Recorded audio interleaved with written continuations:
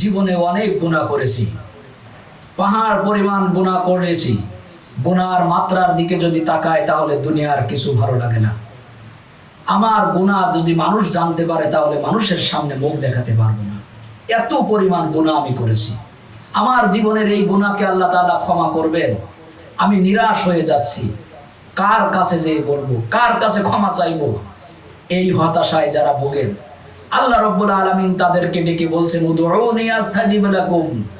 হে পৃথিবীর হতাশাগ্রস্ত মানুষ, তুমি আল্লাহ তাআলাকে ডাকো, আল্লাহ রাব্বুল আলামিন অবশ্যই তোমার ডাকে সাড়া দিবেন। আল্লাহ তাআলা অন্যত্রই বলছেন, আল্লাহ রাব্বুল আলামিন হলেন গাফিরায যামবি ওয়া ক্বাবিলাত তাওবি শাদীদুল ইকাবি যিত তাউল। আল্লাহ রাব্বুল আলামিন হলেন দুনিয়ার সকল গুনাহ ক্ষমা করার একমাত্র মালিক। পৃথিবীর মানুষ যদি তওবা করে, হাজারটা ডাকাতি করার পরেও যদি তওবা করে, হাজার জিনা করার পরেও যদি তওবা করে, আল্লাহ রাব্বুল আলামিন বললেন ওয়া ক্বাবিলাত তাওবি শাদীদুল ইকাব, তিনি তওবা কবুল করবেন। আল্লাহ রাব্বুল আলামিন বললেন, এই দুনিয়াতে যত মানুষ আছে সকল মানুষ সব অন্যায় একদিকে দাও আর আমার রহমত একদিকে দাও। আমার রহমত সকল অন্যায়ের কাছে, পাপের কাছে, অশ্লীলতার কাছে বিজয়ী হয়ে যাবে। সুবহানাল্লাহ।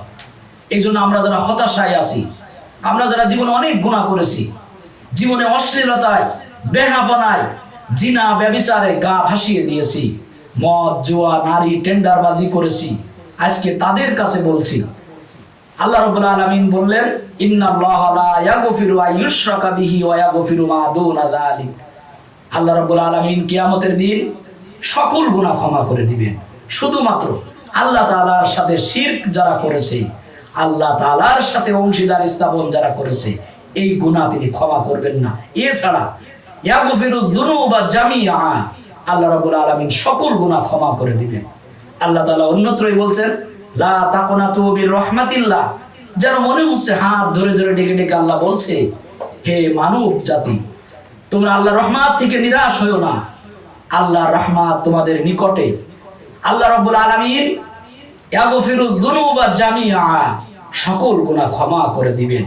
এই জন্য আমরা যারা হতাশায় ভুগি, ডিপ্রেশনে ভুগি, আমরা যারা অশান্তিতে ভুগি, আল্লাহ তাআলার কাছে গুনাহ করেছে আর পাপ কাজ থেকে বিরত হতে পারছি না, ভালো কাজ করতে মনে চাচ্ছে না, মসজিদে যেতে মনে চাচ্ছে না, আলেম উলামা হুজুরদের কাছে কোরআন হাদিস পড়তে মন চাচ্ছে না, এত পাপ করেছি। ফিরে আসো, ফিরে আসতে হবে আল্লাহ তাআলার কাছে। আল্লাহ রাব্বুল আলামিন পিছনের সকল গুনাহ ক্ষমা করে দিবেন।